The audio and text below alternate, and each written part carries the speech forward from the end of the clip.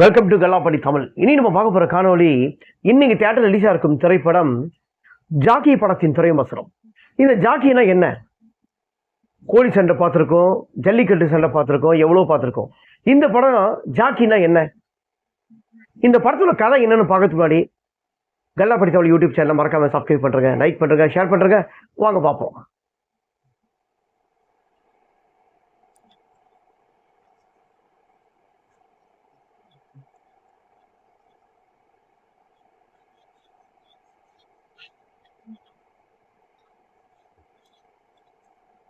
இந்த படத்துல யுவன் கிருஷ்ணன்,